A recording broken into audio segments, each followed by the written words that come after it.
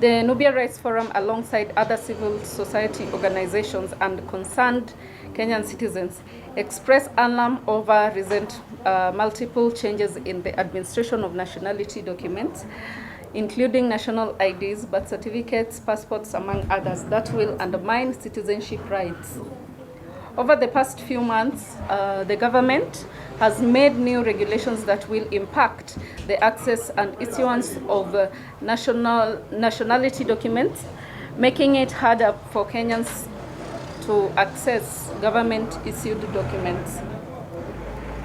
Now, the government has not only introduced new charges and increased the cost of acquiring official documents, but is also implementing a new digital ID system known as the Maisha number that will replace the current second generation IDs. These new regulations will disproportionately impact marginalized and minority communities, people living in rural communities, and low-income people. This switch in policy to raise revenue from citizens' wallets by imposing high fees for mandatory government-issued documents will lock out people who simply cannot afford to pay the fees. On the 1st of March, the year 2024, the government announced new fees for official documents, including national IDs, birth certificates, passports, and death certificates, among others. Under the new regulations, ID applicants will now pay 300 shillings, which was previously free. Replacement of an ID will now be charged at 1,000 shillings, and previously it was 100 shillings. Applying for a passport will now be 7,500 shillings. Previously it was 4,500 shillings. And a birth certificate application will now cost 200 shillings from the previous 50 shillings. Furthermore, communities subjected to the vetting process will now be forced to pay an additional 500 shillings fee for documents verification, that is the birth certificates, leading to further marginalization of already vulnerable communities. Ulimwengu mzima mambo sasa ni digital. Shida yetu kubwa ni hiyo sasa. Katika masuala nzima ya digital ID kuna policy na regulations. Policy na regulations, serikali inatengeneza ile inawafaa wao, sio ile inafaa mwananchi wa Kenya. Hiyo ni kosa ya kwanza. Kosa ya pili, katiba ya Kenya inasema kila Mkenya, kila mtu yuko sawa na ana haki mbele ya sheria ya Kenya. Hiyo ni article 27. Na article 27(4) inasema serikali haina haki ya kumkandamiza mtu yoyote ama kumdiscriminate mtu yoyote kwa misingi ya kabila lake, dini yake, rangi yake na hali kadhalika. So kitu tunasema hapa saa hizi, kitambulisho ilikuwa hailipiwi, sasa inalipiwa shilingi 300 kila Mkenya. Kwa nini Kithure Kindiki anaweka Wakenya wote wanalipa 300 paka Munubi, alafu Munubi analipa extra 500 at ya verification ya birth certificate? Kwani Munubi anachukua birth certificate wapi? It cannot be underscored just how crucial an ID or birth certificate is to fully participate in society. No one should be denied these documents just because they cannot afford to pay. We urge the government to reverse costs, remove the charges, and keep the cost of acquiring vital and mandatory nationality documents such as IDs or birth certificates free or minimal to ensure all Kenyans can afford and easily access these documents. Meanwhile, on the 23rd of February 2024, Ambassador Julius Bitok, the Principal Secretary for the State Department and for Immigration and Citizen Services, announced plans to expedite the issuance of the new generation of national identity cards known as Maisha cards.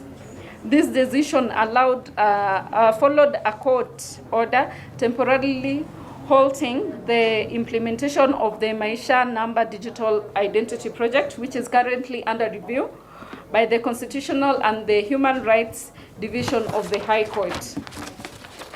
Now, despite assurances that digital identity would remain optional, the government's decision to cease printing second-generation national identity cards compels all Kenyans seeking IDs to enroll in Maisha Number.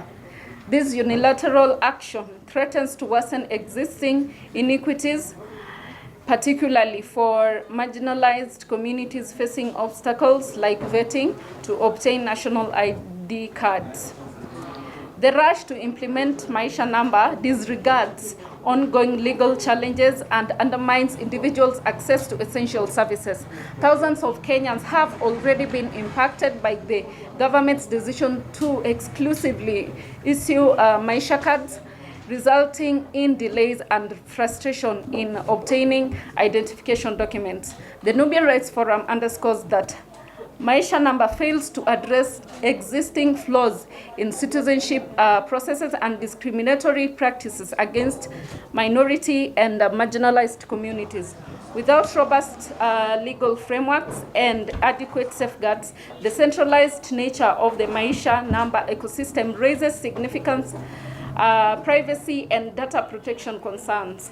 In response, the Nubian Rights Forum calls on the government to reverse its decision to make digital ID mandatory and instead prioritize voluntary enrollment through comprehensive civic engagement. Birth certificate ya Kenya mzima inachukuliwa hapa community.